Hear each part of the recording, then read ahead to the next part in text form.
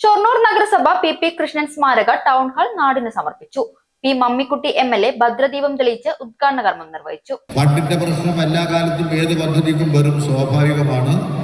എന്നാലും അങ്ങനെ നിർമ്മാണത്തിലിരിക്കുന്ന ഈ പദ്ധതിയുടെ പ്രവർത്തനം പൂർത്തിയാക്കുന്നതിന് വേണ്ടി അവർ തയ്യാറാക്കപ്പെട്ട എസ്റ്റിമേറ്റ് പ്രകാരം തന്നെ ഇനിയും കുറച്ച് സംഖ്യ വേണ്ടി വരും. സെക്രട്ടറി അത് ഇവിടെ പറഞ്ഞു. ആ നിലയിൽ ഇതിൽ നേരത്തെ പറഞ്ഞ മാതിരി ആദ്യം 1 കോടി രൂപയും പ്ലാൻ ഫണ്ടിൻ്റെ ബഡ്ജറ്റിൽ നിന്നാണ്, സംസ്ഥാന സർക്കാർ അവതരിപ്പിക്കുന്ന ബഡ്ജറ്റിൽ നിന്ന് 1 കോടി രൂപ. അത് കഴിഞ്ഞ് അതുമായി ബന്ധപ്പെട്ടുള്ള ചെലവുകൾ വന്നു.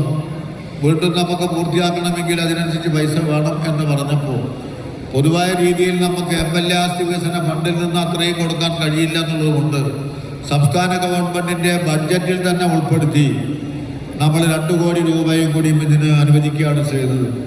അതുപോലെ തന്നെ മുനിസിപ്പാലിറ്റിയുടെ പ്ലാൻ ഫണ്ടും മറ്റ് ഫണ്ടും ഉപയോഗിച്ച് അവരും നിർമ്മാണം പൂർത്തീകരിക്കാനുള്ള ശ്രമങ്ങൾ നടത്തുന്നുണ്ട്.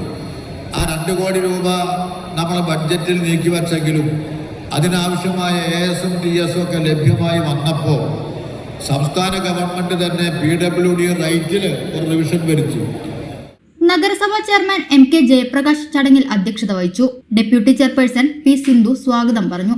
നഗരസഭാ സെക്രട്ടറി PS രാജേഷ് റിപ്പോർട്ട് അവതരിപ്പിച്ചു. നവീകരിച്ച MCF പഠന കേന്ദ്രം ഷൊർണൂർ നഗരസഭ സ്വച്ഛ് അംബാസഡറും സിനിമാ സംവിധായകനുമായ ലാൽ ജോസ് നാടമുറിച്ച് ഉദ്ഘാടനം ചെയ്തു.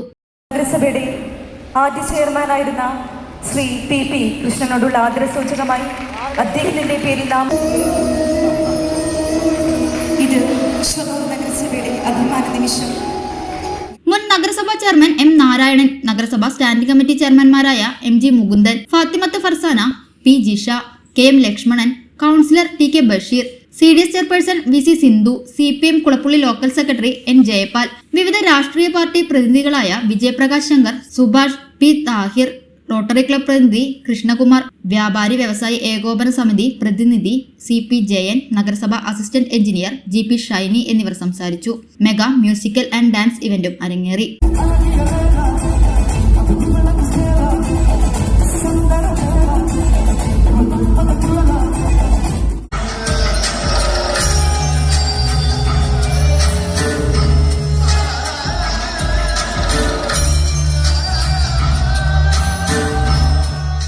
ഷൊർണൂറുകാരുടെ വർഷങ്ങളായുള്ള സ്വപ്നമായിരുന്നു town hall. P Krishnan memorial town hall എന്നതാണ് കെട്ടിടത്തിന്റെ നാമകരണം ചെയ്തിട്ടുള്ളത്.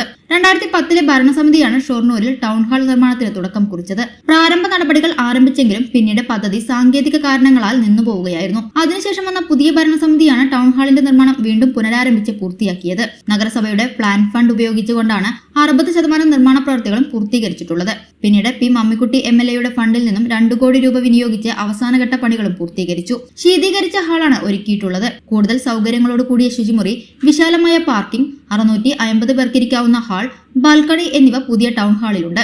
കുറഞ്ഞ തുകയ്ക്ക് കല്യാണം, സംഘടനാ പരിപാടികൾ, മറ്റ് ആഘോഷ പരിപാടികൾ എന്നിവയ്ക്ക് വാടകയ്ക്ക് നൽകാം. ഇതിലൂടെ സാധാരണ ജനങ്ങൾക്ക് കുറഞ്ഞ നിരക്കിൽ ഹാളും നഗരസഭയ്ക്ക് ഒരു വരുമാനവുമാണ് ലക്ഷ്യമിടുന്നതെന്ന് നഗരസഭാ ചെയർമാൻ MK ജയപ്രകാശ് പറഞ്ഞു.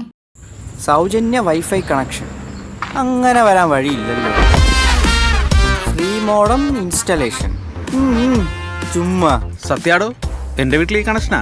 തന്നെയും വിശ്വാസമില്ല. അല്ല, കേരള വിഷൻ. കേരള വിഷനിലേക്ക് സ്വാഗതം. ഇപ്പോൾ വൈഫൈ കണക്ഷൻ എടുക്കാം ഫ്രീ ആയി.